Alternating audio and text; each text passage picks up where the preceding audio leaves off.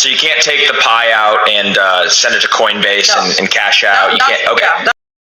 ngo mwumve ikibazo uyu munyamakuru abajije uno Dr. Nicolas no exchange d'affaires ati se ushobora gufata payi zawe ukazohereza nko kuri exchange nk'urugero nka Coinbase. Iki kibazo abantu benshi mwakibazaga, reka twumve ikintu Dr. Nicolas asubiza no exchange d'affaires nk'abantu ba developed payi. But how much is one pie in dollar terms? Mwumve neza iki kiganiro uyu munyamakuru yagiranye n'abashinze Pi, ni kwanga aba developed application ya Pi ni Dr. Kokaris n'uyu mukobwa umwungirije. Atangiye ababaza ngo Pi ifite agaciro kangana za Pi imwe agaciro kayo. No, we don't have that. Kimara kubabaza agaciro ka Pi, uyu mukobwa ubona uri kumwe na Dr. Nicolas yitwa Exchange d'affaires ahise ahakana ngo oya, ibyo ngibyo nta bihari, bisobanuye ngo nta gaciro gahari. Ndaya muze gukurikira ibyo bari buvuge. Uyu nguyu arahakanye ngo nta gaciro gahari. Reka twumve ibikurikira. And because that is unknown for the current period. D'affaires yahise amusubiza ngo kandi ngo ibyo ntibizwi muri iki gihe. Ibyo bitazwi muri iki gihe ni ibijyanye n'igiciro. Well, one thing to consider. Umugabo muramuzi yitwa Dr. Nicolas ari mu bazamu cyangwa mu badevelopinze Pi. Ndagira ngo mwumve ibintu yahise asubiza uyu munyamakuru.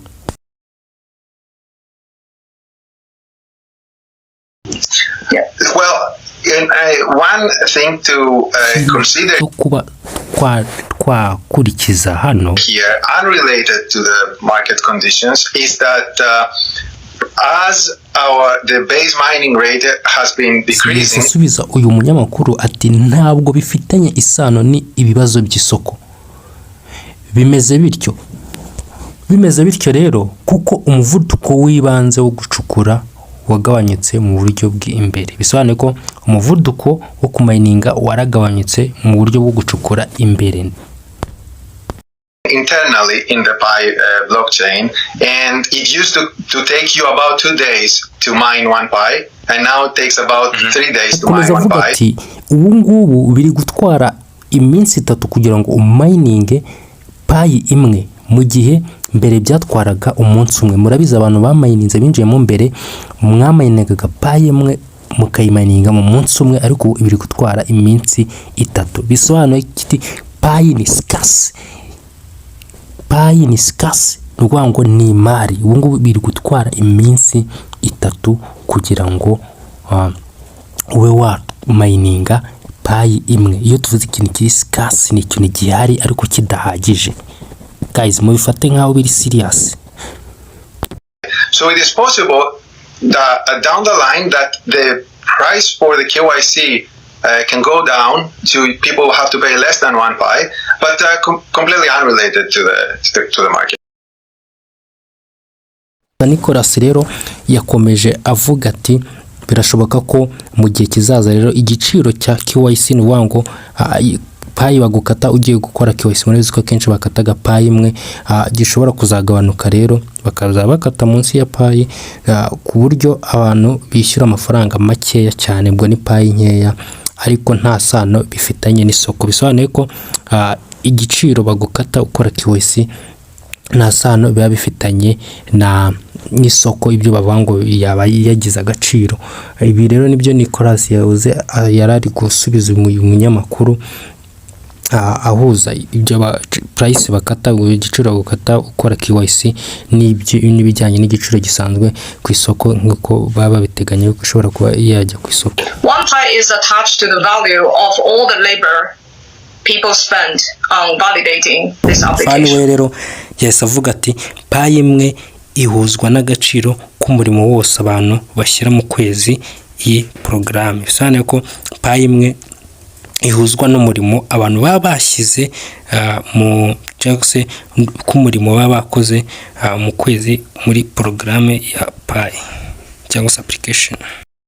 So you can't take the pie out and send it to Coinbase No. and cash out. You can't. Okay. Yeah, kugira ngo mwumve ikibazo uyu munyamakuru abajije uno Dr Nicolas uno exchange dafani ati se ushobora gufata payi zawe ukazohereza nko kuri exchange nk'urugero nka Coinbase. Iki kibazo abantu benshi mwakibazaga, reka twumve ikintu Dr Nicolas asubiza no exchange dafani nk'abantu ba developed payi.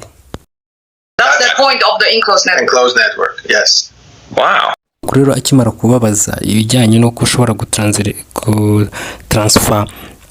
coin zawe zijyana kuri Coinbase, murabizi ko Coinbase ari isoko ry'abanyamerika ricuruza crypto.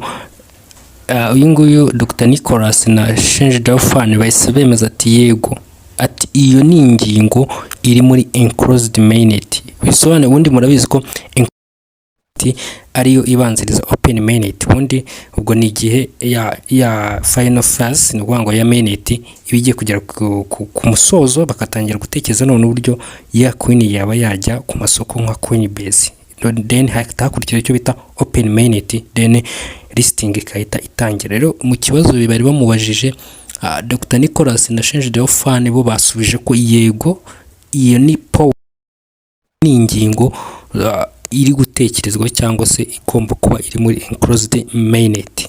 That's pretty interesting. And so, like, during the bear market, do you guys continue to see just as many people mine, or do people kind of lose interest and stop mining a little bit? Yahise abaza Dr Nicolas na exchange dafani ati ese mubona mu gihe isoko riri kumanuka ntago bishobora guca intege abapioneer kuba bareka kumininga, kubera ko isoko bari kubona riri kumanuka mu gihe tuvuge nk'urugero nka Bitcoin zamanutse n'izindi coin, ntago bishobora gutuma abapioneer bareka kumininga izi pi. Umva ukuntu Dr Nicolas yasubije na exchange. No, we don't see any big difference. Completely unaffected. Yeah. Subiza ati oya, ati nta mpinduka yaba cyangwa se nta kintu bya affectinga kuri kuba abantu ba mining. Ku isoko riri kumanuka ntago bikwiye kubuza abantu ku mining. Icyo nicyo gisubizo rero exchange dafani ndetse na Dr Nicolas basubije.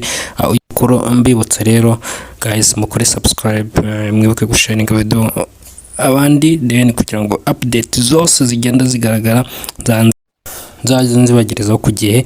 Mwibuke gukora subscription kabisa. Mukomeze mugubwe neza, Imana barinde, murakoze.